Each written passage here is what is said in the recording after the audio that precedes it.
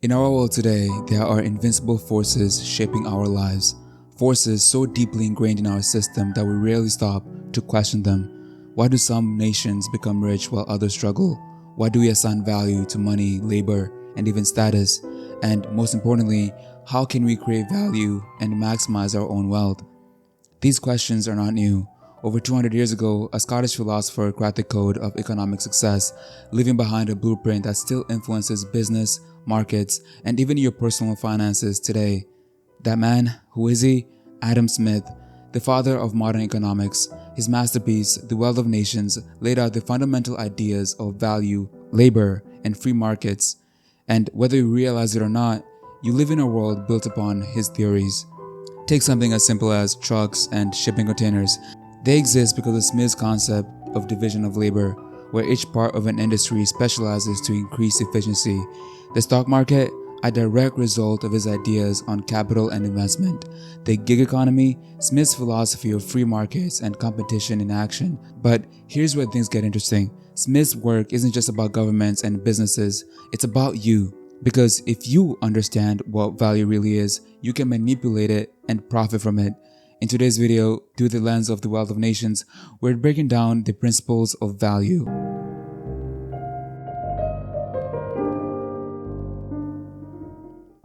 What is truly valuable? Why do we desire things that serve no real purpose? And how can you apply this knowledge to build wealth in your own life?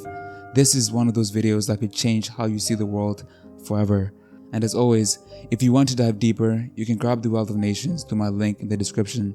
It helps support the channel and your understanding of these timeless ideas. Also, if you don't like reading, check out So Brief. Again, through my link, it offers amazing book summaries that can save you hours. Anyway, let's get into it.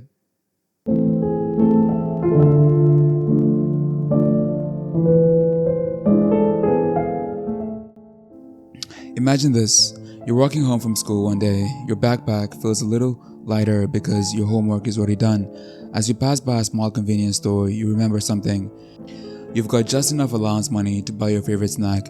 You step inside, grab it off the shelf, and head to the counter. You hand over a few crumpled bills, and in return, you get something that makes you happy, a simple exchange. But in that moment, something much bigger is happening.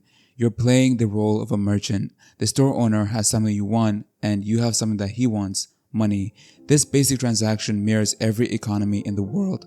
Adam Smith puts it best in The Wealth of Nations. Every man lives by exchanging. We're all traders in some way, exchanging money for goods, labor for wages, skills for opportunities.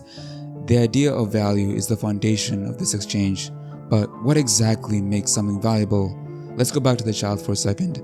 You spent your allowance on a snack, but what if instead you're walking home starving because you skipped lunch? Suddenly, a healthy meal becomes far more valuable to you than a snack, and yet, despite that, many kids would still choose the candy or chips over a proper meal. Why? Because value isn't fixed. It depends on the person, the situation, and the perception of worth. Adam Smith breaks value into two key forms. Number one, use value, the actual usefulness of an item like food, water, or shelter. And number two, exchange value, how much someone is willing to trade for it. And here's where things get interesting. Some of the things with the greatest use value have little to no exchange value, and vice versa. Take water and diamonds for example. Water is essential for survival, high use value, but because it's widely available, it's cheap. Diamonds, completely unnecessary for survival, low use value, but because they are rare, people pay a fortune for them. This paradox is known as the diamond water paradox, something we'll touch upon later in the video, has puzzled economists for centuries, and Adam Smith's ideas helped lay the foundation for solving it. So let's push this further. If value is relative, what determines the hierarchy of what's most valuable to us? That brings us to the hierarchy of value, because our needs aren't all the same. Some things are essential, some are just wants, and others are purely status symbols.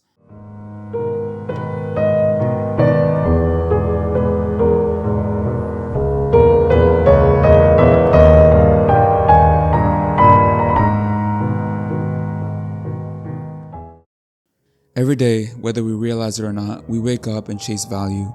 Not because we want to, but because we have to. At the core of everything we do are three fundamental needs. Number one, biological needs: food, water, sleep, hygiene. Number two, basic needs: shelter, security, stability. Number 3, financial needs, the means to sustain the first two. And the truth is, these needs are never truly met. They are the reason we get up in the morning, the reason we push forward, because without them, everything else fades into the background. Imagine a 25-year-old man waking up in the morning. What's the first thing he does? He heads to the bathroom, brushes his teeth, washes his face, grooms himself. That's our biological need, hygiene. Without it, his dating life, his social life, and even his confidence could take a hit. But to even have the means to groom himself, to buy soap, deodorant, razors, toothpaste, he needs money. So he gets dressed and heads to work. By doing that, he's securing his financial needs, which in turn allows him to take care of his biological needs. But it doesn't stop there. Having a job means he can pay rent, buy food, cover bills. His basic needs are now handled as well. And once all of this is taken care of, his focus shifts. He starts valuing different things. Maybe now he wants a better job, a nicer car, a relationship, or social status. His problems have evolved because his foundation is more stable. This is the hierarchy of value. For those with their basic biological and financial needs met, that becomes their only focus. If you're struggling to eat, find a place to sleep, you won't care about designer clothes or social reputation. You care about survival. This is why money is such a powerful force. It doesn't just buy things, it eliminates problems. And this leads us to our next key concept, the value of time. Because once your needs are met, the most valuable resource in your life is no longer money, it's time.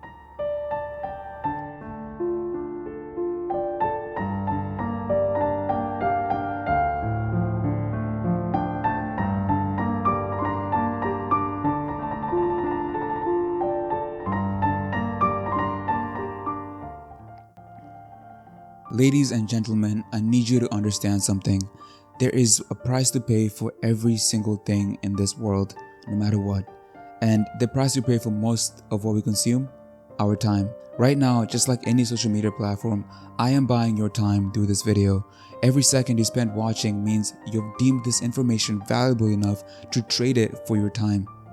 The reason why the world's biggest companies thrive today is that they help people save time. Take Uber for example. It saves time on transportation. Amazon, it saves time on shopping. The most valuable things in the world are the things that eliminate time-consuming problems. Take Steve Jobs for example. The iPhone wasn't just a phone.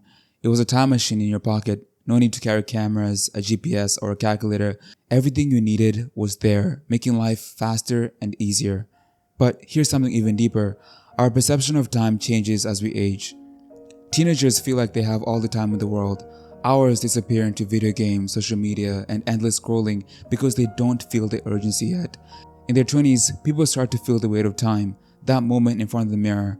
What have I done with my life? Am I behind? The comparisons begin. Time starts to feel like a resource slipping away. By 40, time becomes everything. Regret kicks in. People start saying, I wish I had started sooner. They look for ways to buy back lost time, whether through money, health, or opportunities. At 70, money no longer matters. All that matters is time. This isn't just psychology. Adam Smith recognizes this in The Wealth of Nations. He understood that people don't just value things based on need. They value things based on their perception of time. And this is where industries take advantage. Luxury brands market to older demographics because, as it turns out, they value status more. Financial advisors target middle-aged people because now they're thinking about retirement. The health industry thrives on the elderly because they literally need more time. What does this mean for you? It means that if you understand how different age groups perceive time, you can predict what they will pay for. And that leads us back to our next topic, value itself. Because value, like time, isn't fixed. It changes depending on who you are, where you are, and what you need. And nothing explains this better than the water diamond paradox.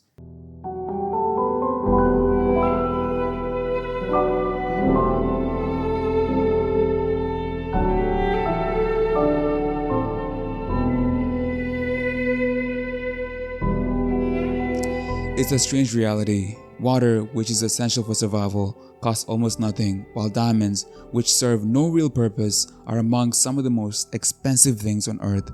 Why? Because value isn't inherent, it's designed. Remember the 25-year-old man from earlier? When his basic biological and financial needs weren't met, His only concern was survival, food, shelter, and income.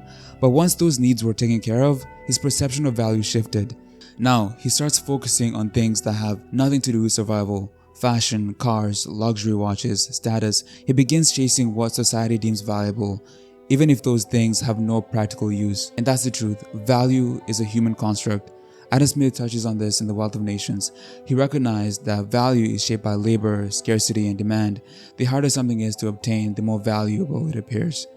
This is why diamonds are expensive. It's not because they're useful, it's because we collectively decided they are. Let's take this to an extreme. In parts of Africa, people risk their lives mining diamonds in dangerous conditions, brutal labor, and even wars have been fought over these stones. And for what? For something that cannot feed them, cannot shelter them, and cannot protect them. But because the world assigns diamonds such a high value, people will go to extreme lengths to obtain them. Now, think about this in a broader scale. What else in our world is valued only because we decided it should be? Designer brands. A simple t-shirt with a logo costs 50 times more than a plain one. NFTs, digital images sold for millions simply because people said they were valuable. Gold, a metal we hoard even though most people never use it for anything practical. The deeper truth here is that value isn't discovered, it's created. Trends, branding, marketing, these are tools that manufacture desire. They take something useless and make it essential. And once you understand how this works, you can start to position yourself to create value instead of just chasing it. Which leads us to the next question. How do you create value from nothing?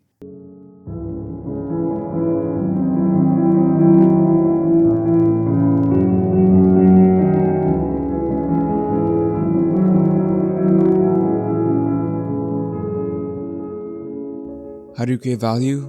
Well, you already know. I told you. Everything we've covered so far, perception, scarcity, desire, it all leads to this. Time.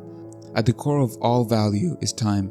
People pay for convenience. They pay to save themselves effort. In fact, the easiest way to create value is simple. Make humans lazier than they already are.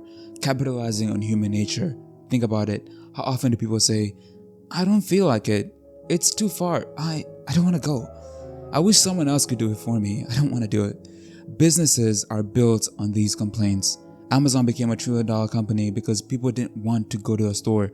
Uber made billions because people didn't want to call a taxi or drive themselves. DoorDash profits on the simple phrase, I don't feel like cooking. Every major innovation today doesn't make people work harder, it eliminates work for them. Adam Smith emphasized the division of labor in The Wealth of Nations. He argued that societies thrive when work is specialized and outsourced because it saves time and increases productivity. And today, that principle is more powerful than ever. The biggest companies don't just sell products, they sell solutions to laziness. But here's the problem. People are never satisfied. A product that's valuable today might be irrelevant tomorrow. Trends shift, tastes change, technology evolves. The only way to stay valuable is to adapt faster than the world around you. Take Netflix. It started as a DVD rental service, then pivoted to streaming, then pivoted again to original content. Had they stayed the same, they would have died just like Blockbuster. Or look at Apple. They didn't just make computers, they revolutionized music, phones, watches, tablets. They never stopped adapting. And that's the secret, constant reinvention. If you can change as fast as people change, you will always be valuable. Who are you creating value for? You already understand that money facilitates basic needs, but here's the thing, not everyone is in the same place in the marathon of life. A billionaire values time differently than a broke college student. A single mother values security differently than a corporate executive. When creating value, you must understand who you're targeting. Examples like NFTs, where people spent millions on, are completely worthless today. A $500 golden fidget spinner, it's a short-lived trend. If you don't align your value creation with the real human needs, you're wasting your time. And time is the most valuable thing you have. If you want to create real value, you must be willing to sacrifice your own time, your own comfort, your own basic needs. The entrepreneur pulling all-nighters is sacrificing sleep. The artist honing their craft for years is sacrificing stability. The engineer working 100-hour weeks is sacrificing leisure. Adam Smith wrote that wealth isn't just gold or money, it's productivity. The nations that thrive are the ones that work, innovate, and push beyond comfort. The same applies to you. If you want to create value, be prepared to give up something in return. Let's bring everything together.